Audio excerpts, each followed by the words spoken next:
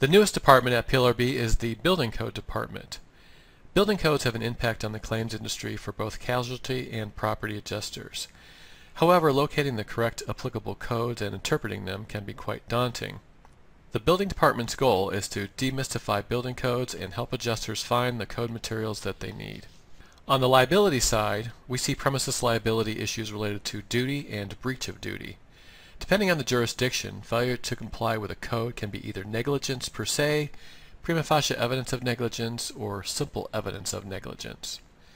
On the other hand, if a party shows compliance with codes, this can serve as a defense that can help win summary judgment. On the liability side, we hear many questions related to trip and falls, such as trip and falls downstairs. In this illustration, we show stairs in a landscape area, and the question was whether or not handrails are required in landscaping. Other issues involve parking lots, such as what are code requirements for wheel stops. Another trip and fall example in a parking lot would be whether or not there are standards or code requirements related to the texture of marking paint. Next, on the property side of things, building codes come into play in terms of rebuilding and repair. Many times we help with questions related to estimating. In other words, is that contractor correct that a certain line item is actually required by code? In this illustration, we show a very common question as to whether or not an ice barrier is required on a roof. Another example is whether or not that plywood sheathing needs to be pressure treated. Another example would be whether or not glass is required by code to be safety glass. So those are a few example questions that we receive at PLRB. If you have a question, you can submit that to us. The method you would follow would be to click on the building code link on the left portion of the page, and then you would see a screen showing the map of the US, but on the right side there's a link to submit a building code question.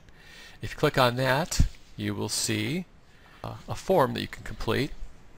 Next, we provide a means for you to research codes on your own. A big part of what we do at the PLRB is research codes, and in the course of doing so we're creating a code database. And what we have is a 50-state overview, so if you click on state name, we will give you detailed information as to whether or not there is a statewide building code, whether or not there are local jurisdictional laws. Those materials will include links to those codes, link to model codes, links to amendments.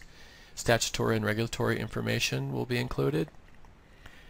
But anyway, if you want to research that, you can do so by typing in an address. After you hit enter, you'll see a screen that shows the address on a map, so you can verify that that is the correct location for which you are searching. And then if you click building codes, the next screen you'll see will be the summary for local, state, and county information. It'll again have links to the appropriate model codes, link to amendments, and links to other resources. And that's a brief overview of the tools available for the Building Code Department.